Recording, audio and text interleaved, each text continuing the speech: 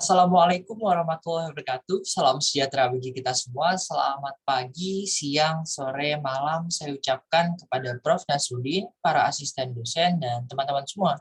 Perkenalkan, nama saya Muhammad Raditya Prakoso dengan NPM 206578980 dari Departemen Teknik Mesin Universitas Indonesia, Program Studi Teknik Mesin Paralel, kelas Termodinamika Dasar 02. Pada kesempatan yang berbahagia ini, izinkanlah saya untuk mencoba menerangkan kembali mengenai PVT Surface and Projection Diagram yang telah saya buat menggunakan bahan styrofoam. Nah, sebelumnya saya ingin menjelaskan sedikit dulu tentang sebenarnya untuk apa sih PVT diagram yang kita buat ini. Jadi PVT diagram digunakan untuk memodelkan hubungan antara pressure, specific volume, dan temperature terhadap fase yang akan ditinjau. Nah, tanpa berlama-lama lagi, langsung saja kita masuk ke pemaparannya. Nah, untuk bagian pertama dari pemaparan saya, izinkanlah saya untuk memberikan perbandingan tampak dari maket atau model yang telah saya buat terhadap referensi yang saya gunakan, yakni pada buku Fundamentals of Engineering Thermodynamics oleh Moran Sapiro.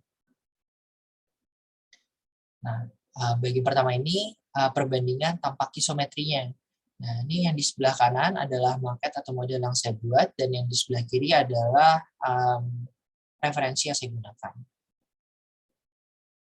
Nah, ini selanjutnya ada tampak dari sumbu pressure terhadap specific volume-nya.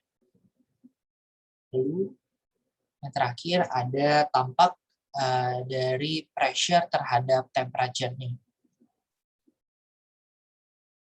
Nah, untuk bagian kedua, izinkanlah saya untuk mencoba menerangkan dengan lebih spesifik dan komprehensif terkait PVT diagram yang saya buat menggunakan model dan maket saya.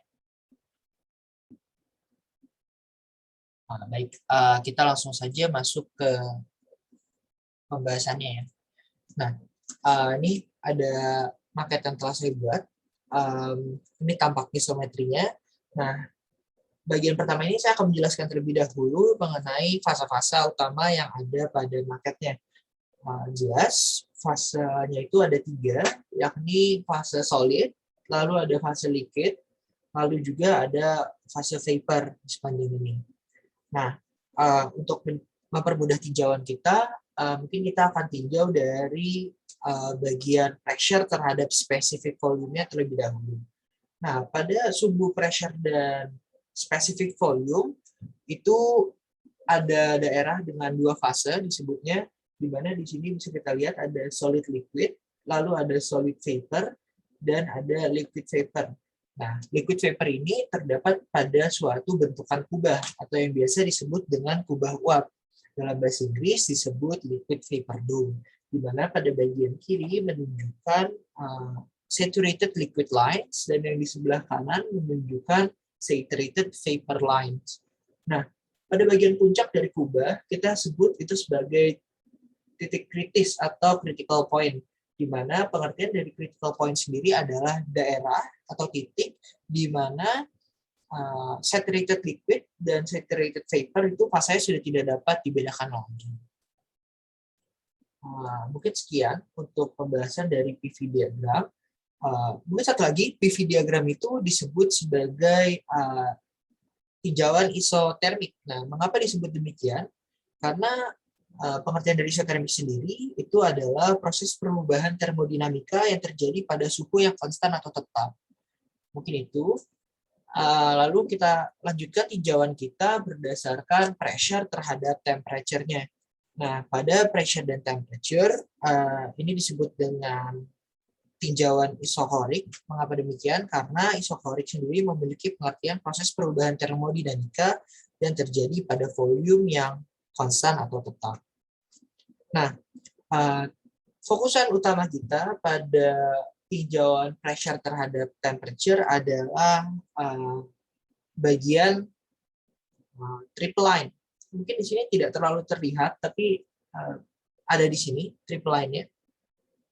Nah, triple line itu memiliki pengertian bahwa pada garis ini fase solid, liquid, dan vapor itu berada pada satu fasa atau berada pada kesetimbangannya.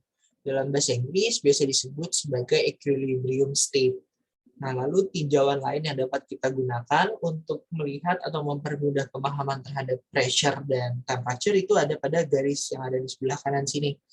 Nah, kalau saya sedikit miringkan, ada garis di sini. Nah, garis ini menunjukkan bahwa suhu yang berada pada rentangan di bawahnya, di bawah garis tersebut berada pada suhu atau temperatur di bawah critical temperature-nya.